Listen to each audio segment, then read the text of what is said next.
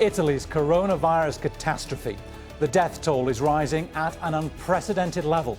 The government is taking more drastic measures, but will that reduce the number of people dying?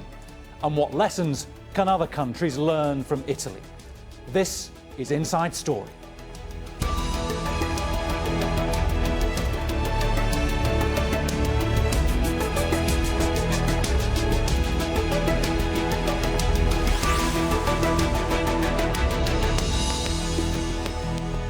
Hello, welcome to the programme. I'm Bernard Smith.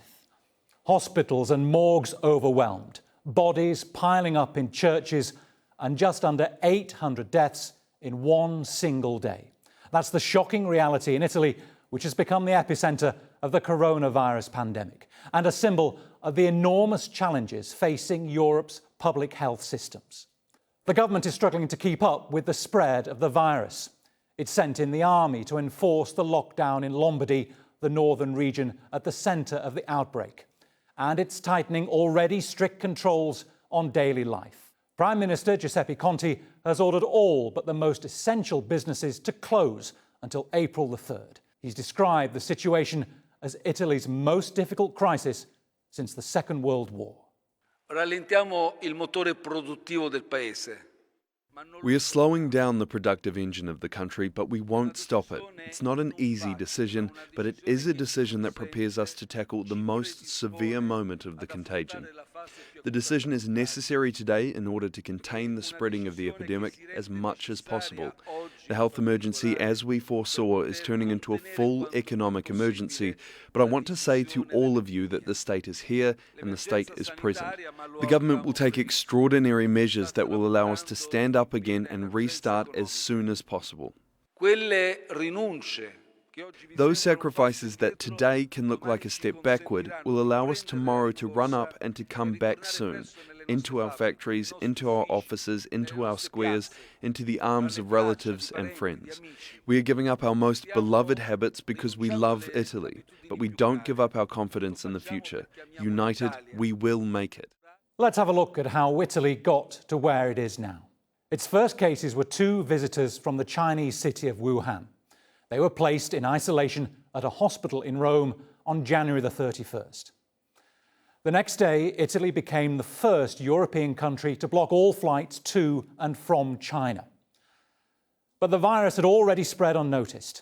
A man known as Patient 1 with severe flu-like symptoms was only diagnosed on his second visit to hospital. He'd been to dinner parties, played football, and gone running with friends. Northern Italy, which was at the centre of the infections, was sealed off. Within a few days, the lockdown was extended to the entire country after a spike in cases and deaths.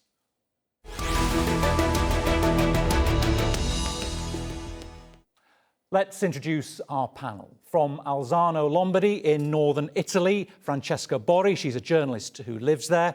From Milan, Rossella Miccio, she's the president of the Italian non-governmental medical organisation Emergency, and from Oxford in the United Kingdom, Dr. Peter Drobak, a physician who's taught global health, social medicine and clinical infectious disease at Harvard Medical School. Welcome to you all. Thanks for joining us. We'll start first of all with you, Peter, from the outside looking in.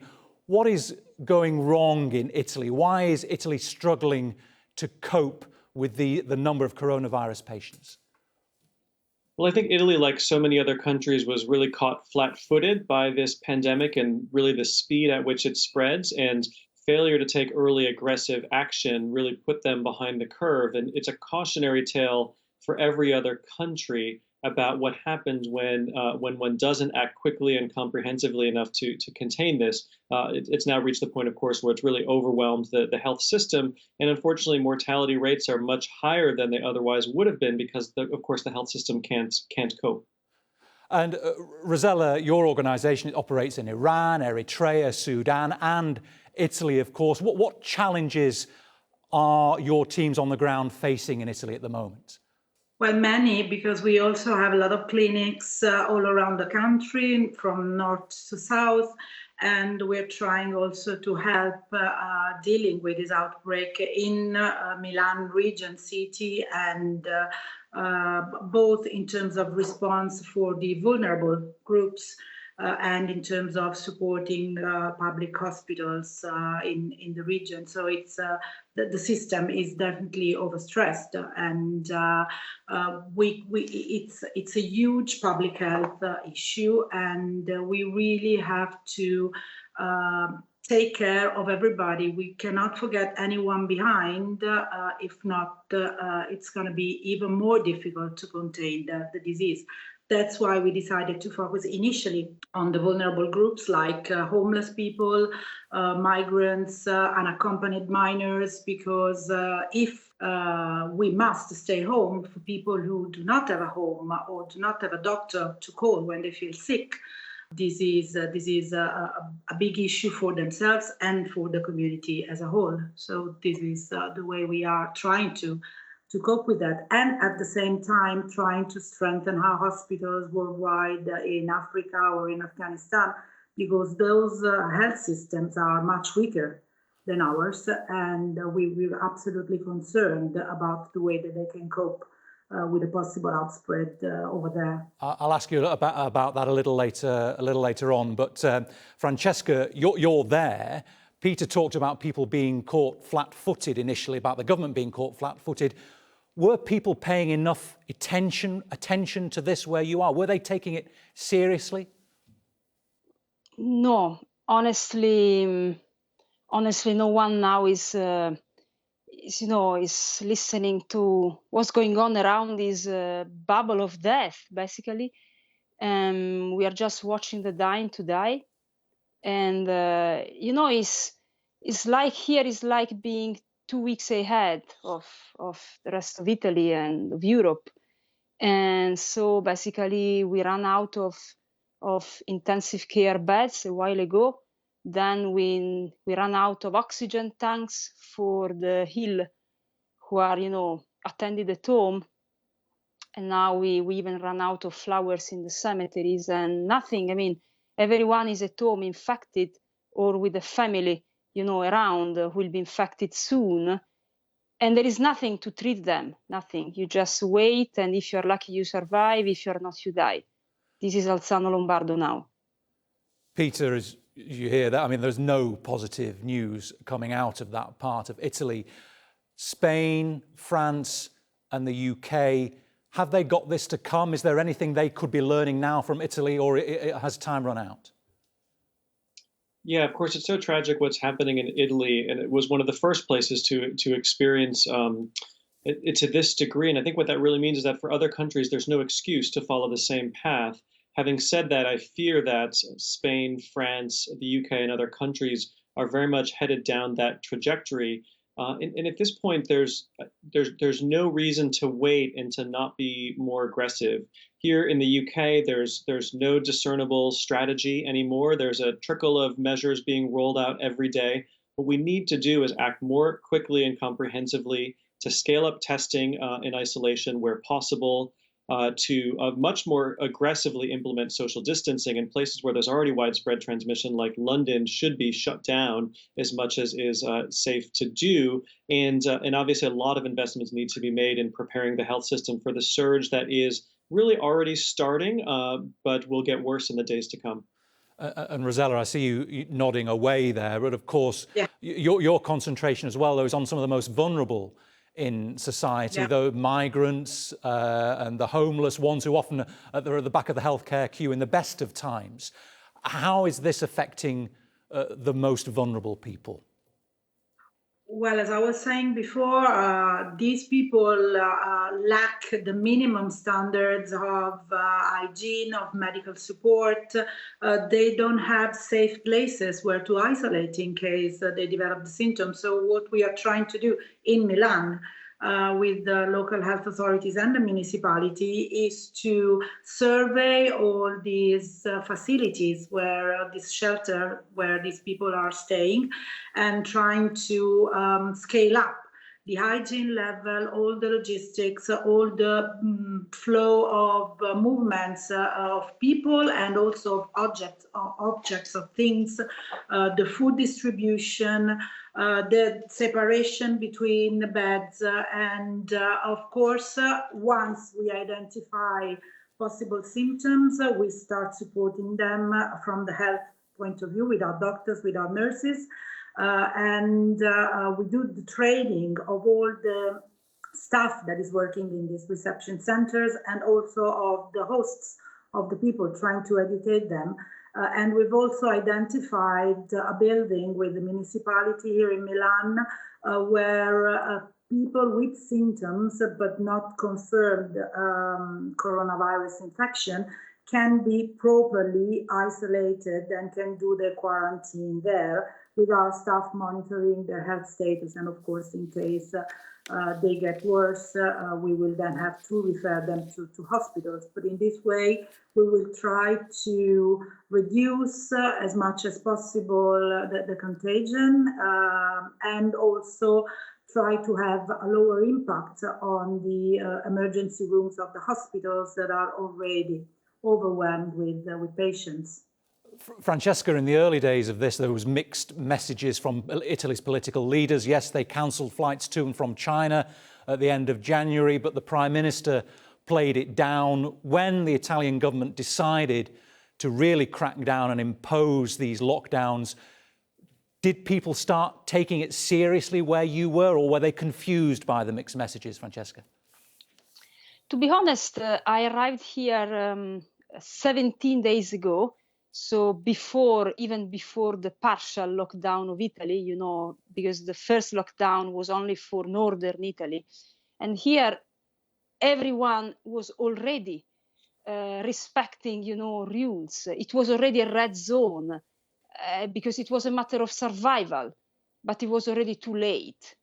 And here, really, all of us, I mean, we wear 2 pairs of gloves, we wear masks, we use, you know, we disinfect really everything every 5 minutes. The point is, when you reach this number of, you know, infected, when you have basically sick everywhere, and everywhere means in every home, when, you know, the disinfectant tap is infected, how do you disinfect your hands? There is no way not to get sick here. And, you know, it's just a matter of being asymptomatic or not. When you reach this level, there is nothing you can do. So honestly, my reporting from here is, you know, is not even for Lombardy anymore. It's for Italy and for Europe. But for us, it's late.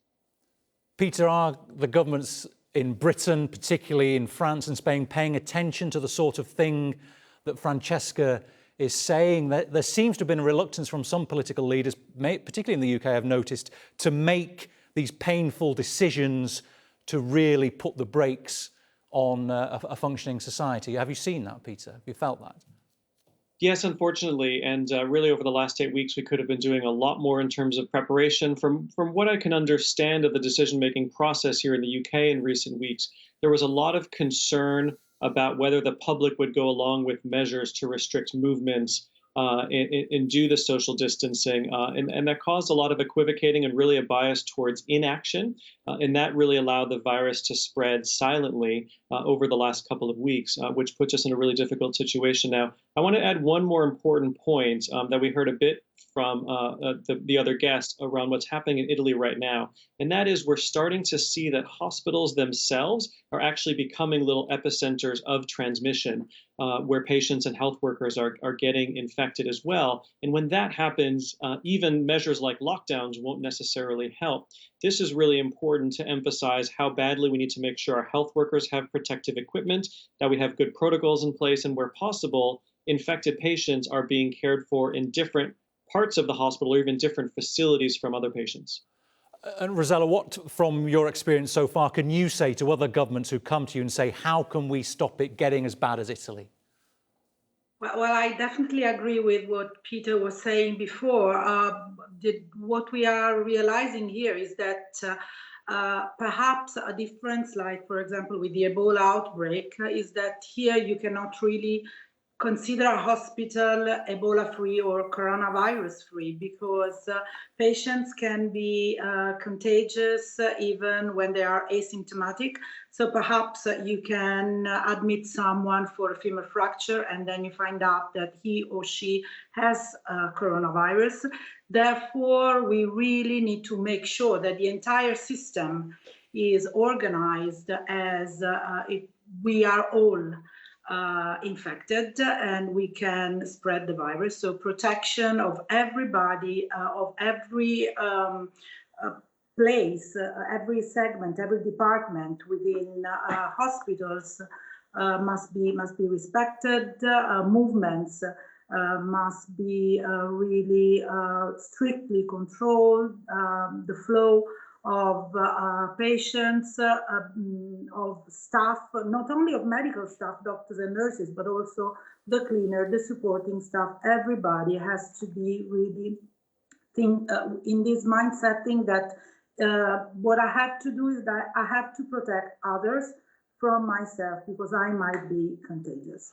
And this could be something that it's not easy to implement because, of course, you have to change completely the mind setting and also sometimes the structure, the physical structure, changing the flows and the path through where people are moving and objects, medical equipment is moving. So it's a complex situation. I don't think that anybody would have been able to be really prepared for such a huge challenge. But this is where we are now, and this is what we are trying to implement in all our projects and in discussing with all the health authorities, hospital staff that we are dealing with. Peter, the way things are at the moment, do you see what's happening now in Italy playing out the same way in Spain, France, the United Kingdom, and then the United States? Well, I think it already is. We've seen many, and I've spoken to many colleagues in hospitals in London and Scotland and the US that are reporting that their ICUs are already full, and they're already really preparing for the surge. You know, the 2,400 people that have tragically died in Italy in the last 4 days were infected probably about 2 weeks ago when Italy was in a very similar place to where we are in the UK and other places now. So I think we're headed down that trajectory, quite unfortunately. Of course, it's still not too late to act and flatten the curve and try to save as many lives as possible. Rossella, of course, your team's working very hard in Italy, but a lot of your work is focused in the developing world. Do you see are you seeing any vulnerabilities to tackling the coronavirus in other countries that you're working in at the moment? Are you worried about other parts of the developing world? Very much worried, honestly speaking, because we know how weak the health systems in those countries are, and we know that if this has been a tragedy for Europe, for Italy, and we can rely on a very well developed and structured health system. I really don't know what's going to happen if take this dimension in countries like Sierra Leone, Sudan, or Afghanistan. So we are definitely very much concerned. And this is also why immediately, since 2 weeks ago, we started to share with our colleagues the approach that I was explaining you before. So we started to implement IPC measures in all our facilities, regardless the fact that the country had already or not yet registered a coronavirus positive case, because we wanted to do as much as possible to mitigate the risk of spreading the infections in our facilities and in the communities where we're working. And Rossella, can I ask, of course, we're hearing in Europe and the US, they're already short of respirators. They're running out of medical equipment, gloves and masks. So that puts the developing world again at the back of the queue for those sort of emergency supplies, I guess, that the Western countries might once have provided to them. Yeah, I mean, this is something unprecedented. I think that maybe the only comparison that we can make is with the Spanish flu after World War I.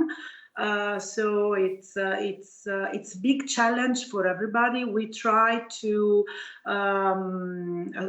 send enough supplies to the hospitals in the countries where we're working, in order to have a store for approximately 3 months of activities. But we really don't know how this is gonna develop, and it's the shortage of protective material, of medical equipment, of drugs. Now we are also hearing that there is a shortage of specific drugs for intensive care treatment. It's something that should concern us all, I think, very much. So I hope that there would be the possibility worldwide to cope with those emergencies. Peter, I know you played a key role in transforming Rwanda's health system. And it's a fairly advanced in terms of development in Africa. Could Rwanda cope with a coronavirus outbreak? Rwanda's done a terrific job thus far, and many other countries in the region have. What's really ironic is that many countries in that part of the world acted quickly and aggressively to try to contain this. They know that complacency kills because they've been living with epidemic infectious diseases for a long time. And so the early measures, I think, have helped to keep the number of cases down in many countries in Africa. The problem is, of course, is that if things do continue to spread in settings where the advanced medical care, for example, ventilators and ICU beds are extremely limited, there's very much a risk that even the best health systems in places like Rwanda, Nigeria, etc., could be overwhelmed.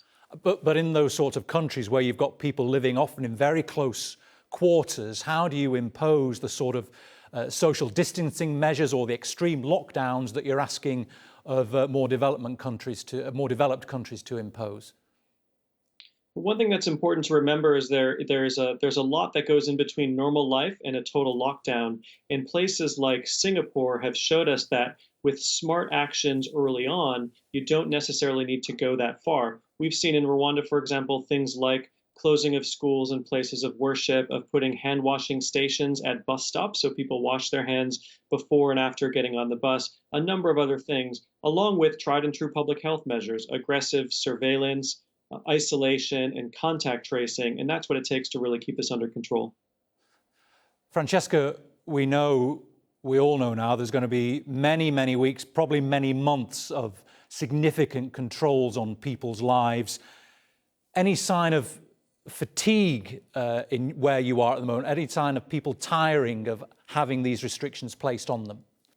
It's not about the restrictions. It's psychologically, honestly, outside of here, you are speaking of, or you are dealing with the social distance, while here it's a little bit different. The distance is the distance between you and your father or mother or son who is sick at home.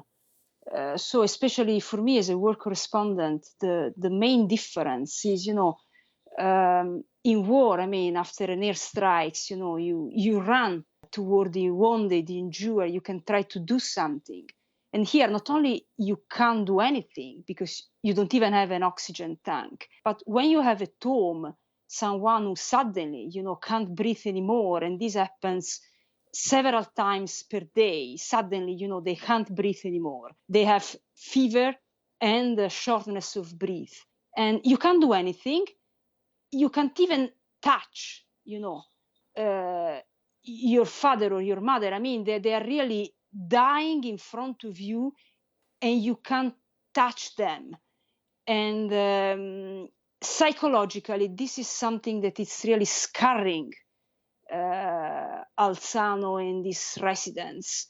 And so for now, all these issues about the restrictions, everybody's trying to survive, also because when, everybody around you is sick, you really wake up in the morning and the first thing you do, you check, first of all, you check, if you can still breathe smoothly. Then we check our throat. Then we check our ears. It's like you live in fear because you think that all of a sudden, you will have a temperature. You don't think of anything else here. Well, the very sobering information from northern Italy. I'd like to thank all of our three guests, Francesca, Borri, Rossella Miccio and Peter Drobak. And I'd like to thank you too for watching. You can see the programme again anytime by visiting our website aljazeera.com. And for further discussion, go to our Facebook page. That's facebook.com/AJ Inside Story. And you can also join the conversation on Twitter. Our handle is @AJ Inside Story. From me, Bernard Smith, and the entire team here in Doha, bye for now.